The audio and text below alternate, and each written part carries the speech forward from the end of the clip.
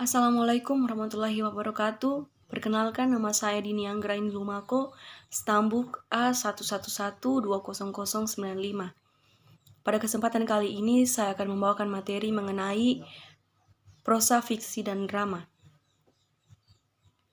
Pengetahuan tentang kesusastraan adalah hal wajib sebagai bekal bagi calon guru bahasa, khususnya bahasa Indonesia, karena hal tersebut termaksud keterampilan dasar yang harus dimiliki. Berapresiasi sastra dapat menambah pengetahuan, wawasan, kesadaran, dan kepekaan perasaan, sosial dan religinya akan terasa dan akan timbul penghargaan dan rasa bangga terhadap sastra Indonesia sebagai khazanah budaya dan intelektual manusia Indonesia. Prosa, fiksi, dan drama merupakan objek kajian kesusastraan yang harus kita pahami. Dengan demikian, kita dapat menganalisa, mengapresiasi, dan membuat karya prosa, fiksi, dan drama. Pengertian prosa, fiksi, dan drama. Kata prosa diambil dari bahasa Inggris, prose. Kata ini sebenarnya memiliki pengertian yang lebih luas, tidak hanya mencakup pada tulisan yang digolongkan sebagai karya sastra, tetapi juga karya non-fiksi seperti artikel, esai, dan sebagainya. Agar tidak terjadi kekeliruan, pengertian prosa ini dibatasi pada prosa sebagai genre sastra. Prosa menurut KBBI adalah karangan bebas. Kajian kesusastraan sering mengistilahkan prosa sebagai fiksi, teks naratif, atau wacana naratif. Prosa yang sejajar dengan istilah fiksi dapat diartikan karya naratif yang menceritakan sesuatu yang bersifat rekaan, tidak sungguh-sungguh terjadi di dunia nyata. Tokoh, peristiwa, dan latar dalam fiksi bersifat imajiner. Hal ini berbeda dengan karya non-fiksi. Dalam non-fiksi, tokoh, peristiwa, dan latar bersifat faktual atau dapat dibuktikan di dunia nyata. Fiksi adalah suatu karya sastra yang mengungkapkan realitas kehidupan sehingga mampu mengembangkan daya imajinasi. Fiksi menurut Altenberg dan Lewis yang dikutip dari Jacob Sumarjo dalam bukunya yang berjudul Apresiasi Kesusastraan, menjelaskan bahwa fiksi dapat diartikan sebagai prosa naratif yang bersifat imajinatif, namun biasanya masuk akal dan mengandung kebenaran yang mendramatisasi hubungan-hubungan antara manusia. Menurut Departemen Pendidikan Nasional, fiksi adalah cerita rekaan.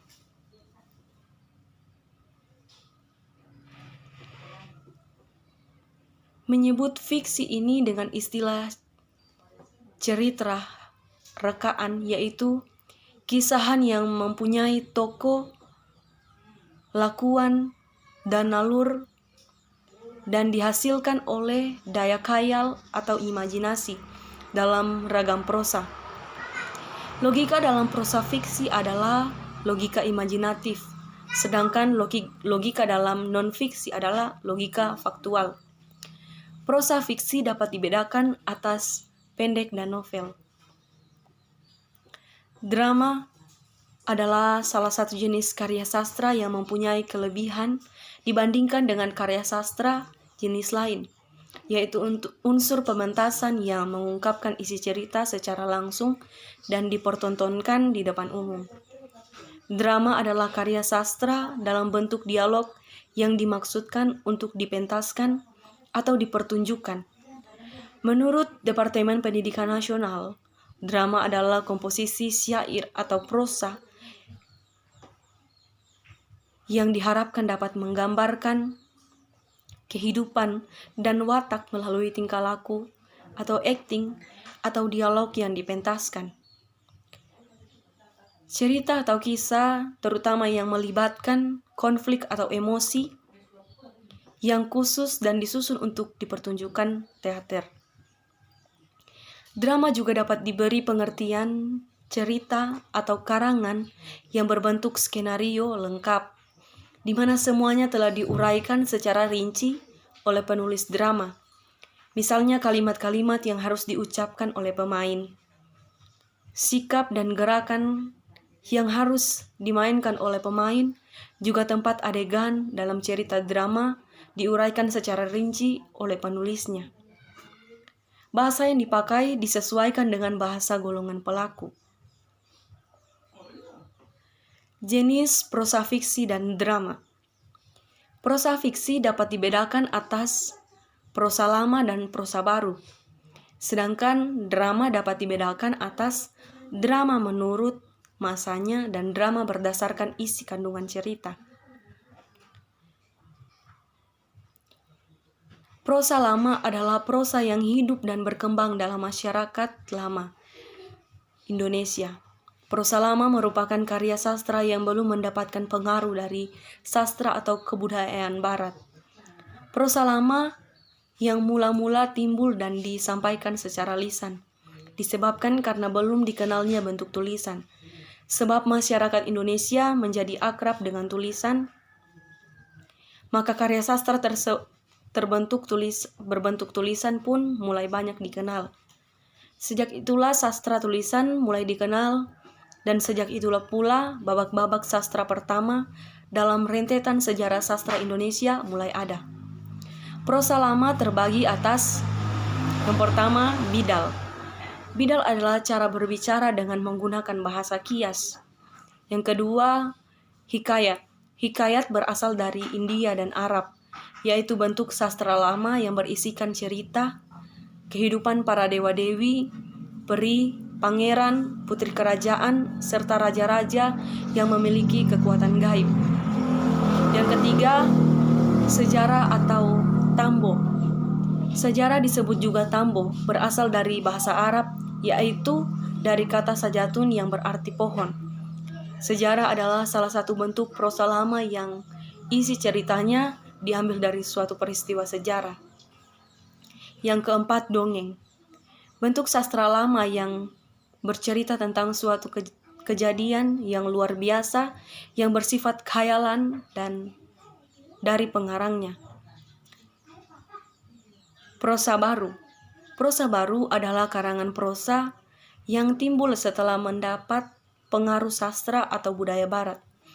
Adapun bentuk sastra baru sebagai berikut. Yang pertama, roman. Roman adalah bentuk prosa baru yang mengisahkan kehidupan pelaku utamanya dengan segala suka dukanya. Yang kedua, novel. Novel berasal dari Italia, yaitu novella. Novel adalah bentuk prosa baru yang melukiskan sebagian kehidupan pelaku utamanya yang terpenting, paling menarik, dan yang mengandung konflik. Yang ketiga, cerpen. Cerpen adalah bentuk prosa baru yang menceritakan sebagian kecil dari kehidupan pelakunya yang terpenting dari paling menarik. Yang keempat, riwayat atau biografi. Riwayat atau biografi adalah suatu karangan prosa yang berisi pengalaman hidup pengarang sendiri. Atau bisa juga pengalaman hidup orang lain sejak kecil hingga dewasa, atau bahkan sampai meninggal dunia. Yang kelima, kritik. Kritik adalah karya sastra yang menguraikan pertimbangan baik buruk suatu hasil karya sastra dengan memberi alasan-alasan tentang isi dan bentuk dengan kriteria tertentu yang sifatnya objektif dan menghakimi. Yang keenam, resensi. Resensi adalah pembicaraan atau pertimbangan atau ulasan suatu karya. Yang ketujuh, esai.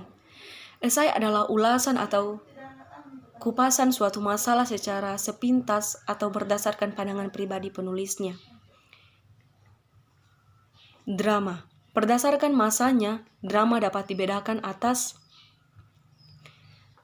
drama baru dan drama lama. Drama baru adalah drama yang memiliki tujuan untuk memberikan pendidikan kepada masyarakat yang umumnya bertema kehidupan manusia sehari-hari. drama lama.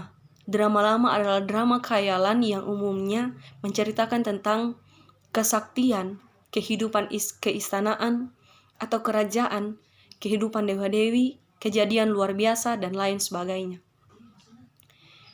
Drama berdasarkan isi kandungan ceritanya dibedakan atas.